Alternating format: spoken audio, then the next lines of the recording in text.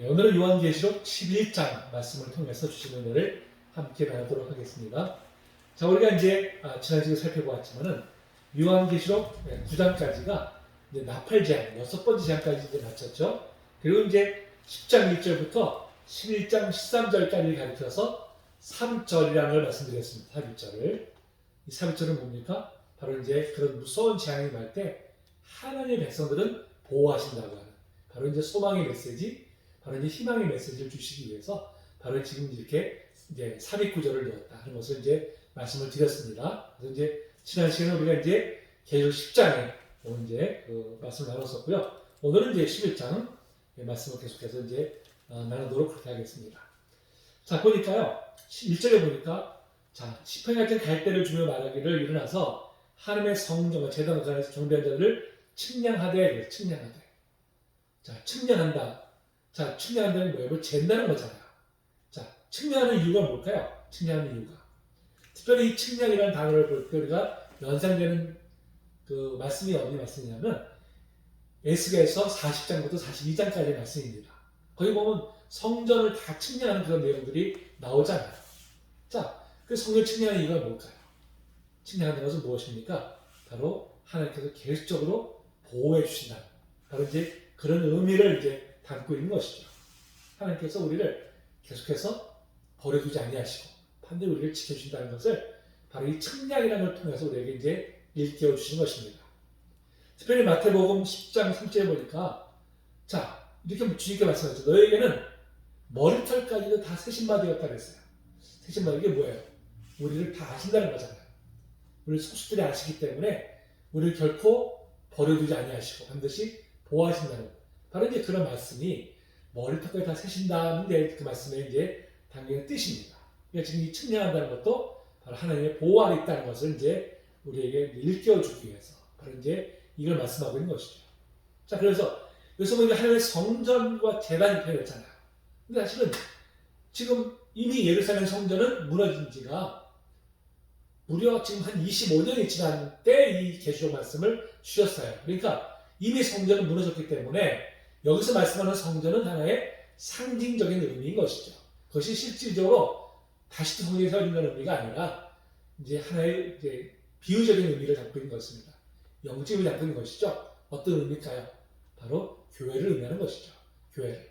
그래서 하나님의 성전과 제단은 바로 이제 교회를 의미하는 것이고요. 그 안에서 경배하는 자는 누굽니까? 성도들이잖아요. 그렇죠? 그러니까 하나님께서 교회와 성도들을 어떻게 합니까? 그 보호 아래 두신다는 거예요. 보호 아래. 자, 반면에 2절에 보니까 성전 바깥 마당은 측량하지 말고 그냥 두라고 했어요. 자, 성전 바깥 마당은 뭐예요? 교회 밖에 있는 사람들이잖아요.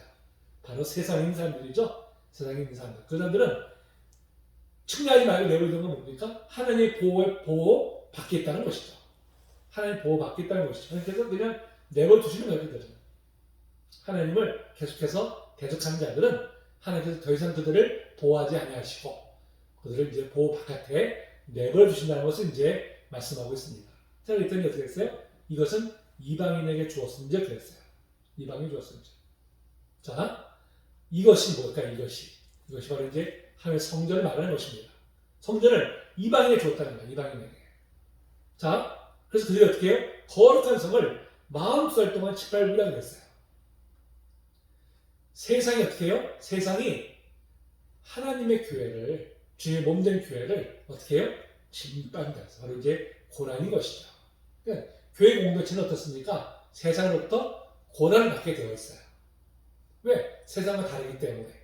세상이 자기와 같으면 핍박할 이유가 없잖아요. 그런데 세상과 다른 길을 가기 때문에 세상은 교회를 향해서 끊임없이 핍박을 하잖아요. 물론 요즘은 우리가 좀 세상으로부터 우리가 좀 조롱을 받고 어려움을 겪지만 그것은 사실 제가 볼 때는 대부분은 교회 자체 잘못이에요. 우리 자체 잘못했기 때문에 그런 조롱과 우리가 지금 비난을 받고 있는 것이죠. 우리의 신앙을 지키기 위해서 순수함을 지키기 위해서 받는 고난은 아니라는 점에서 심히 참 안타깝죠. 그런 부분에서는. 하여튼 교회 공동체, 그러니까 하나님의 뜻대로 살고자 애쓰는 그런 교회 공동체는 반드시 세상으로부터 고난을 받게 되어 있습니다. 자, 그런데 42살 동안 짓밟는다 했어요. 42살 동안. 이게 뭐예요? 계속해서 비잔다는 거예요. 42달 동안 뭡니까? 3년 반이라고 하는 바로 그런 의미를 갖고 있잖아요. 3년 반이라는 거. 이 3년 반이라는 게 뭡니까? 3년 반이라는 것이 바로 제한된 기간이라는 것이죠. 제한된 기간. 특별히 이 3년 반이 도대체는 뭘 가르치는 거냐? 도대체 무엇을 가르치는 것인가? 하는 거에 대해서 여러 가지 의견들이 있지만 우리는 계시를 보는 관점이 뭐예요? 계시를 보는 관점이 바로 이 말씀이 바로 첫째는 그 시대에 주신 말씀이고요. 그 두 번째는 뭡니까? 그 이후에 모든 교회에 주신 말씀이잖아요. 그런 의미에서 바로 초림부터 예수님 초림부터 재림까지의 기간, 이 기간이 바로 이제 3년 반, 42달 동안이라는 바로 이제 그런 기간을 상징하는 것이다. 이렇게 해석하는 것이 이제 타당하다고 봅니다. 그런 의미에서 우리가 하나님 뜻대로 살고자 할 때는 어떻습니까? 고난을 받게 되어 있어요. 세상으로부터 비난을 받고 있고요. 핍박을 받게 되어 있습니다. 근데 그것을 우리가 자랑스럽게 생각해야 되죠? 영광스럽게 생각해야 됩니다. 비록 우리가 지금 고난을 받지만 하나님께서 영광의 면류관을 우리에게 씌워주실 줄로 믿습니다. 자, 계속 3절에 보니까 내가 나의 두 주인에게 권세를 주리니 그랬어요. 두 주인에게. 그래서 이 두 주인이 누굴까요? 4절에 보니까 그것을 두 감람나무와 두 촛대다 이렇게 표현하고 있어요. 감람나무와 촛대다. 도대체 감람나무 촛대가 도대체 뭘 상징하는 것인가? 우리가 이제 이것을 또 생각을 해봐야 되겠죠? 그리고 또 이단들은 감람나무가 이단 교주라고 주장들을 해요. 자기들이 감람나무다. 또 박태선 장로도 자기가 감람나무라고 했잖아요. 이런 말씀들을 그렇게 이제 악용들을 하는 거죠. 자기가 뭐 대단한 존재인 것처럼 그렇게 이제 그걸 이렇게 미혹하는데 이 성경 말씀은 그렇게 이제 사용들을 합니다. 악용들을 하는 것이죠. 자, 그렇다면 다 두 감람나무가 뭘까요? 첫째는 둘이라는 뜻이 뭘까요? 둘이라는 뜻이. 자, 둘이라는 것은 결국 뭘 말하는 것일까요? 바로 증인을 말하는 거예요. 증인을. 자, 신명기 17장 6절에 보니까요. 이렇게 말씀하고 있어요. 자, 죽일 자를 두 사람이나 세 사람의 증언으로 죽일 것이요. 한 사람의 증언으로는 죽이지 말 것이며. 자, 법정에서도 증인을 세울 때 한 사람의 증인은 채택되지 않아요. 두 사람 이상의 증인이 있을 때 그 증거가 채택되는 것입니다. 근데 여기서 둘이라는 개념은 바로 증언의 의미를 갖고 있는 것이죠. 그러니까 교회 사명이 뭐예요? 그리스도를 증언하는 것이죠. 그렇죠? 복음을 증언하는 것이죠. 그게 바로 교회의 사명이고요. 교회의 본질입니다. 그런 의미에서 두 증인, 두 감람나무, 두 촛대라는 것은 다 뭐예요? 증인의 의미인 것이죠. 증인의 의미. 바로 교회의 사명을 바로 이제 말씀하고 있는 것입니다. 자, 이렇게 이를 볼 때 두 증인은 바로 교회 공동체를 가리키는 것이죠. 자, 권세를 주세요. 권세를. 어떤 권세예요? 3절 하면 이렇게 예언하려고 했으니까 바로 예언하는 권세입니다. 예언하는 권세. 자, 근데 예언을 제가 뭘 말씀드리죠? 예언은 먼 훗날 종말이라는 일을 말하는 것이 아니라 하나의 말씀을 대언하는 것을 말하는 것입니다. 하나의 말씀을 전하는 걸 말하는 거예요. 그러니까 하나님께서 우리에게 교회에 어떤 권세를 주셨어요? 하나님의 말씀을 대언하는 그런 권세를 주셨어요. 그럼 권세를 주셨는데 사용하면 어떻게 됩니까? 한 단한테 받아가지고 땅에 묻어두고 있는 악하고 게으른 종인 것이죠. 그 권세를 주셨던 우리가 마음껏 그걸 가지고 이제 증언하는 일을 우리가 사용해야 될 줄로 믿습니다. 자, 근데 굵은 베옷을 입고 그랬어요. 베옷은 언제 있습니까? 애통해 할 때. 그렇죠? 애통해 할 때 베옷을 입잖아요. 그러니까 바로 세상이 이렇게 악한 것으로 물들어 있는 세상을 바라보면서 애통해하고 그리고 하나님 앞에 우리가 회개하는 바로 이제 그것을 이제 상징하는 것이죠. 그러니까 우리가 먼저 하나님 앞에 정결한 모습으로 하나님 앞에 이제 설 때 바로 우리가 하나님의 말씀을 대언하는 또 증언하는 이 사명을 이제 감당할 수 있다는 것이죠. 그러면서 자 4절에 보니까 두 감람나무 두 촛대라고 했어요. 이 감람나무라는 것이 어디서 스가랴서의 4장 3절에 보면은 감람나무가 얘기가 나와요. 3절 보니까 그 등잔대 곁에 두 감람나무가 있는데 하나는 그 길 오른쪽에 있고 하나는 그 왼쪽에 있나이다 그랬어요. 스가랴서에 보면 이제 바로 이 그 두 감람이 있는데 자 스가랴 선생님이 물어요. 이 두 감람나무가 무슨 뜻입니까? 그랬더니 14절에 보니까 이는 기름 부음 받은 자 둘이니 온 세상의 주 앞에 서 있는 자니라 그랬어요. 근데 여기서 이 스가랴서에서 가리키는 기름 부음 받은 자는 바로 수르바벨, 그 다음에 이제 여호수아 제사장을 말하는 거예요. 그 당시에 바로 이제 수르바벨, 그 다음에 이제 여호수아 제사장을 이제 가리키는 것입니다. 그러면 수르바벨은 어떤 사람입니까? 왕 같은 사람이었어요. 통치자.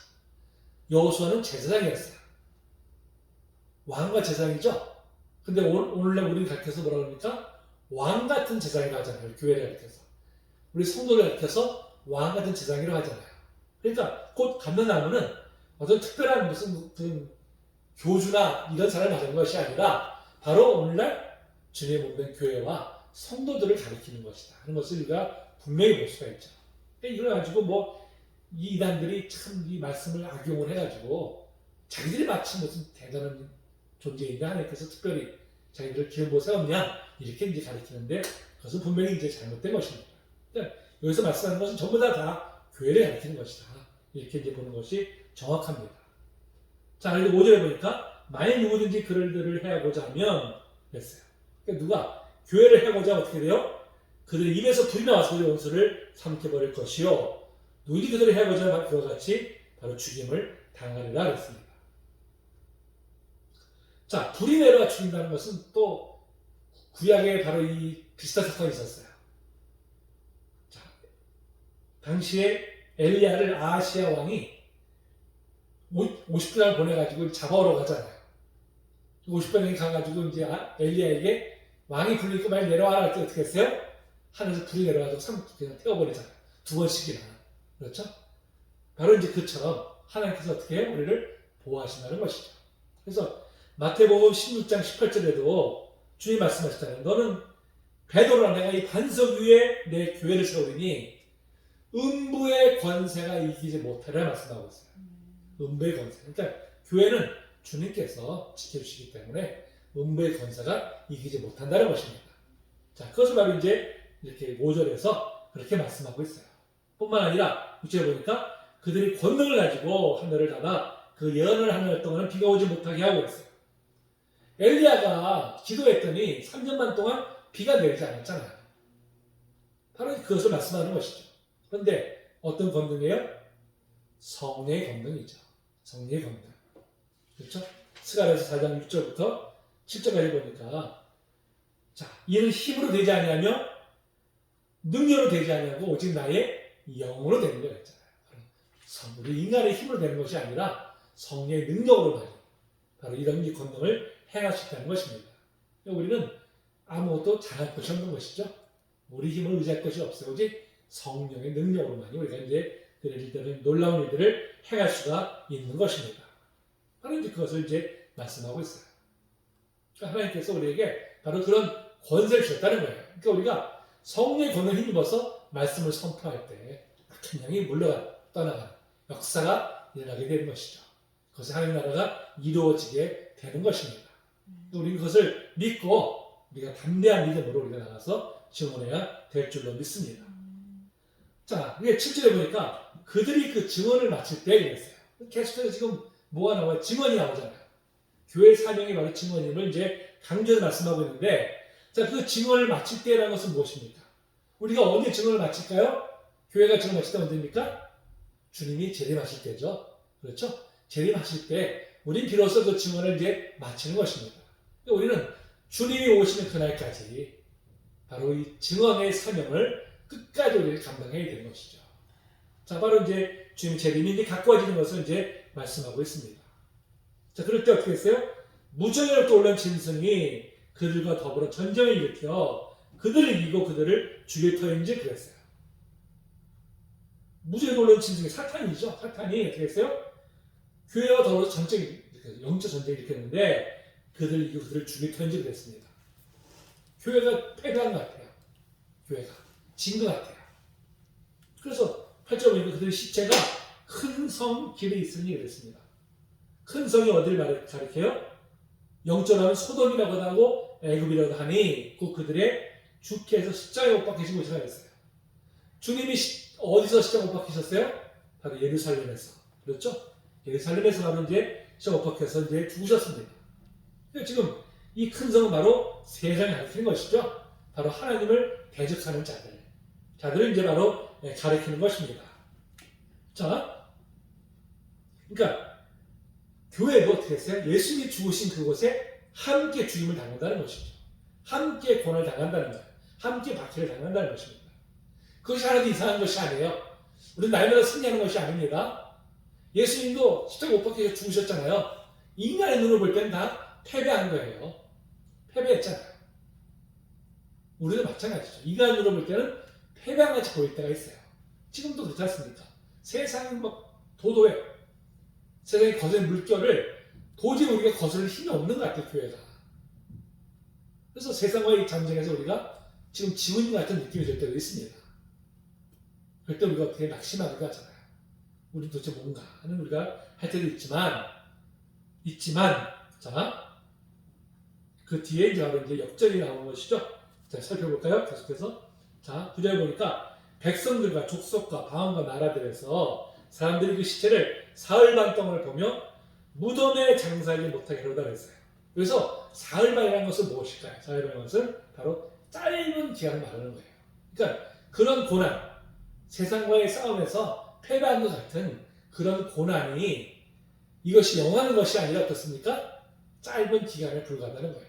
잠시 동안 그렇게 이제 패배한 것처럼 그렇게 이제 보일 수가 있다는 것입니다.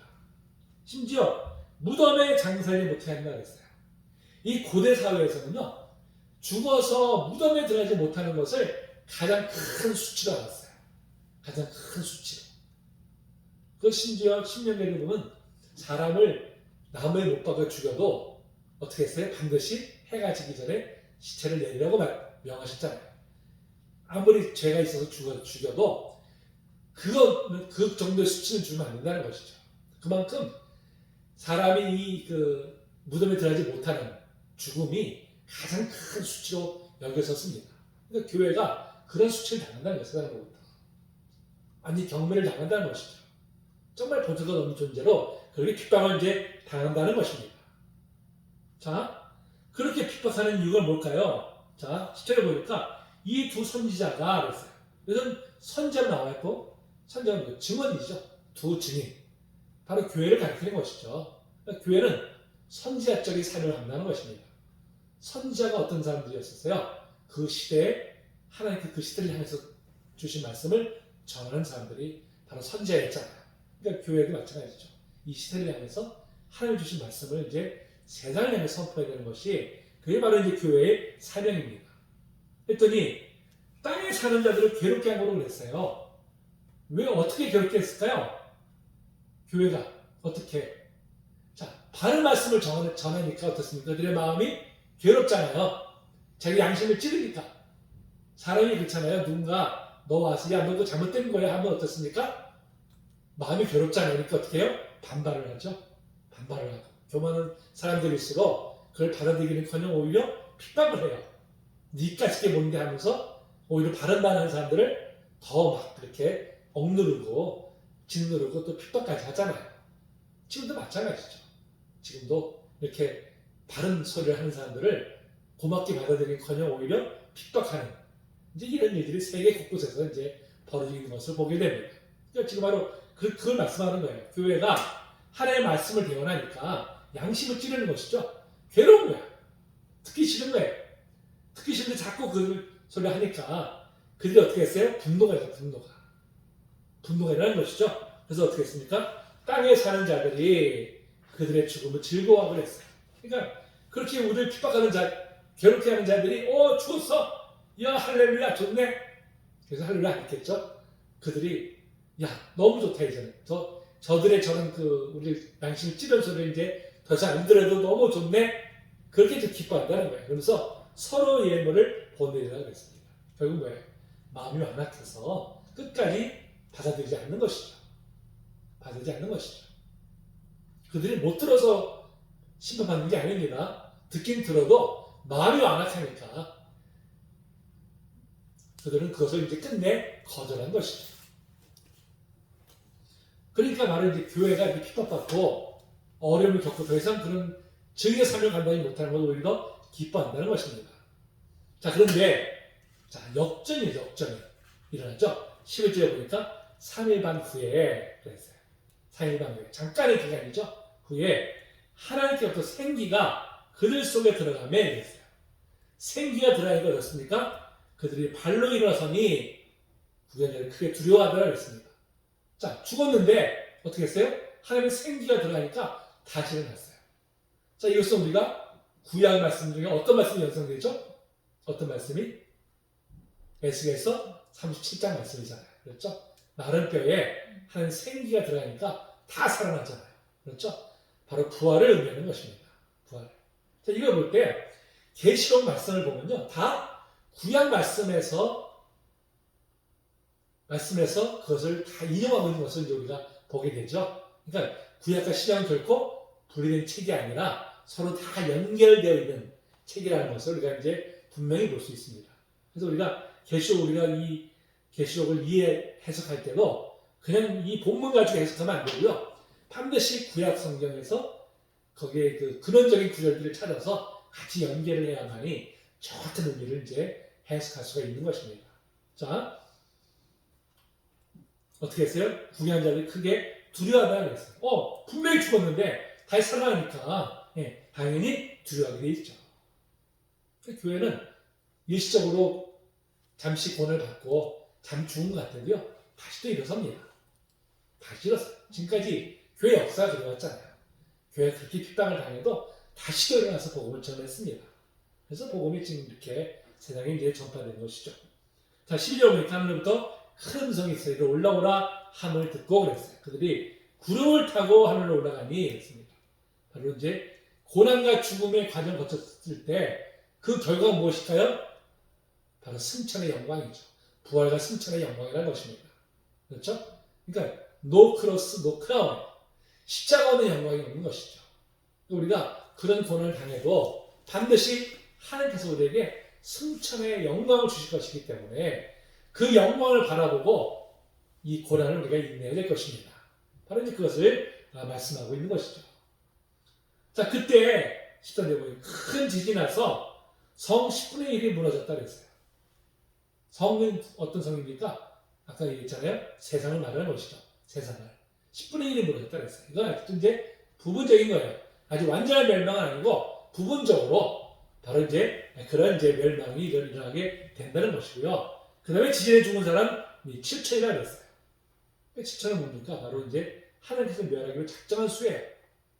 아직도 작은 숫자죠. 그러니까 하나님의 심판은 아직 완성된 것은 아니기 때문에 계속해서 이렇게 부분적인 심판을 내리시는 거예요. 그 이유가 뭐예요? 다른 사람들로 하여금 깨닫고 돌아오게 하기 위해서. 하나님은 아무리 하나님을 대적하는 자들을 할지라도 일시적으로 멸망시키지 않으십니다. 하나님 반드시 그들 가운데도 돌아올 자를 기다리고 계시는 거예요. 계속 이런 재앙을 내리신 것도 바로 그들에게 깨우쳐서 돌아오기를 원하셔서 이렇게 지금 부분적인 재앙을 이제 내리시는 것이죠. 이것을. 자, 어떻게 해서 그 남은 자들이 두려워하여 영광을 하늘에 하나님께 돌리더라 했어요. 자, 이건 뭐예요? 이 말씀을 문자로 해석하면 남은 사람들은 깨닫고 돌아온 거예요. 하나님 앞에. 그렇죠? 회개 역사를 한 거예요. 그렇게 해석할 수가 있습니다. 그런데 과연 그럴까요? 자, 야고보서 2장 19절에 보니까 이런 말씀이 있어요. 네가 하나님은 한 분이신 줄 믿느냐? 잘하는도다. 귀신들도 믿고 떠느니라 그랬어요. 이게 무슨 말씀이에요? 귀신들도 하나님 존재를 안다는 거예요. 하나님 존재를 알고 떨어요. 그런데 문제는 뭐예요? 하나님께 나아가지 않는다는 거예요. 돌아가지 않는다는 것이죠. 자, 여기서 마찬가지예요. 여기서도 남들의 두려워요. 영광을 하나님께 드리는 건 무엇입니까? 하나님께서 이 행하신 것을 보니까 너무 놀랍잖아요. 너무 놀라우니까 어쩔 수 없이 영광을 돌린다는 거예요. 어쩔 수 없이. 하지만 그렇다고 해서 그들의 마음이 하나님께로 돌이키는 건 아니라는 거예요. 돌이키지 않는다는 것입니다. 이게 참 무서운 것이잖아요. 이게. 우리는 다 하나님 행하신 일을 보면은 세상 사람들이 다 하나님께 돌아올 것이다 생각하지만 아니라는 거예요. 그걸 보면서도 끝까지 마음이 완악해서 돌이키지 않는 사람들이 많다는 것이죠. 그것을 바로 이제 말씀하고 있어요.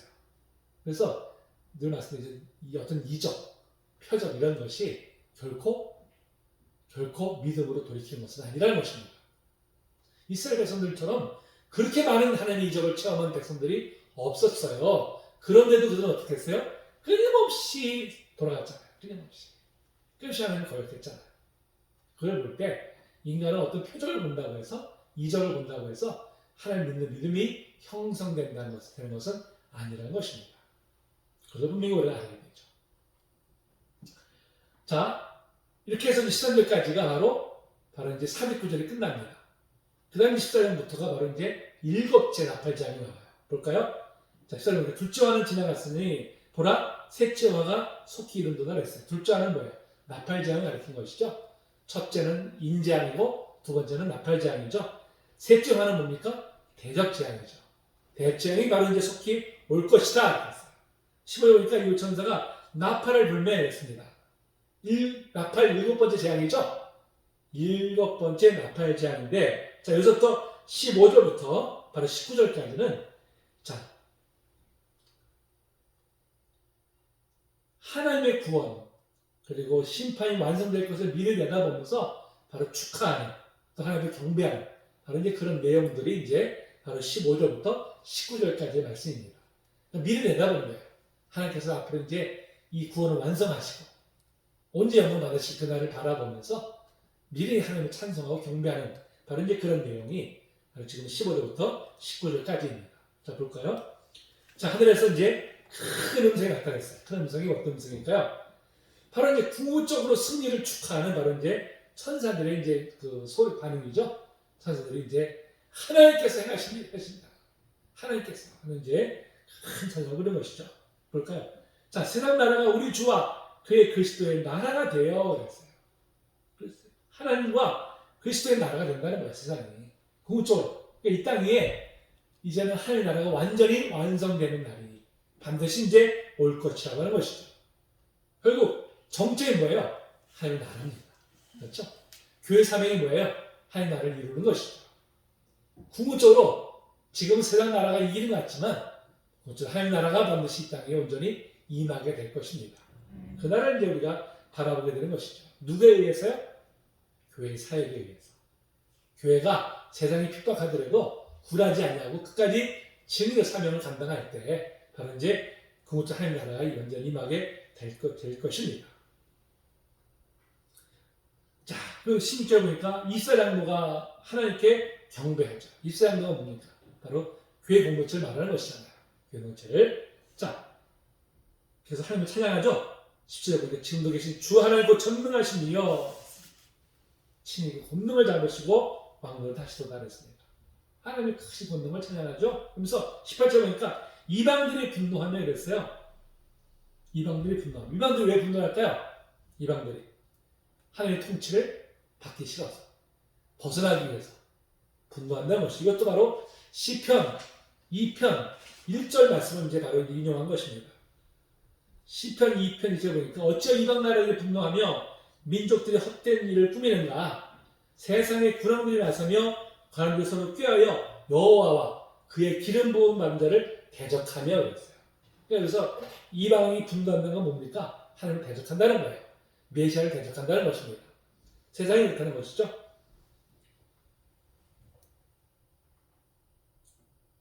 그런데 어떻게 했어요? 주의 진노가 내려 죽은 자를 심판하시며 그랬습니다. 죽은 자가 누굽니까? 영적으로 죽은 자를 말하는 것이죠. 영적으로. 하나님 대적한 자들은 영적으로 죽은 자들이에요. 그들을 하나님께서 이제 심판하시죠. 반면에 종선자들과 성도들과 또 작은 자들, 큰 자들 주의 이름을 경외하는 자들에게 성도들이죠. 성도들. 끝까지 믿음을 지킨 사람들에게는 상을 주십니다. 어떤 상일까요? 궁극적으로 구원의 상이죠.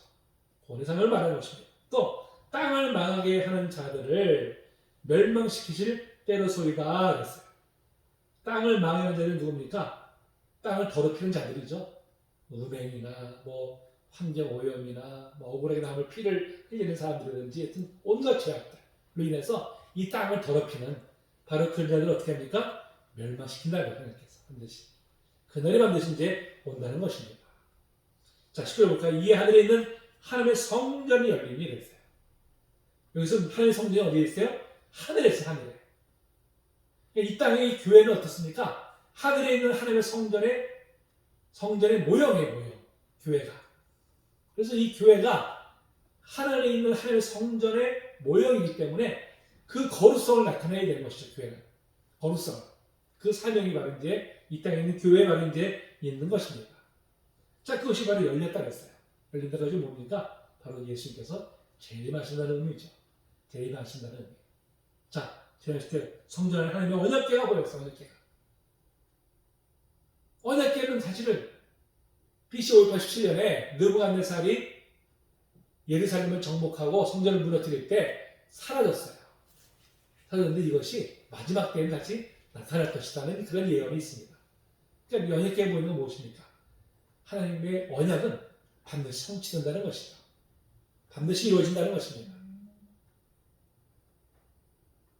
언제? 마지막 때. 반드시 이루어진다 하는 것을 분명히 말씀해 주고 있습니다. 자, 이렇게 지금 종말의 일어날 일들을 미리 바라보면서 찬양하는 이유가 뭐예요? 바로 성도들에게 소망을 주기 위해서죠. 지금 믿음을 지키기 위해서 그 온갖 고난 핍박 속에서도 굴하지 아니하고 끝까지 믿음을 지키는 성도들에게 반드시 영광의 그날이 임할 것임을 바로 이제 보여줌을 통해서 그들에게 끝까지 믿음을 지키도록 하기 위해서 바로 지금 이제 이 소망의 말씀을 전하고 있는 것입니다. 자, 오늘 말씀에서 우리에게 특별히 깨닫게 하는 것이 무엇입니까? 교회 사명이 뭐예요? 증인의 사명이죠. 증인의 사명. 언제까지요? 주님 오시는 그날까지 우리 세상을 향해서 하나님의 말씀을 대언하고요. 복음을 증언할 바로 그 사명을 우리가 가지고 있습니다. 그 사명을 우리가 미력하지만 성령의 능력이 힘입어서 끝까지 감당해야 될 줄로 믿습니다.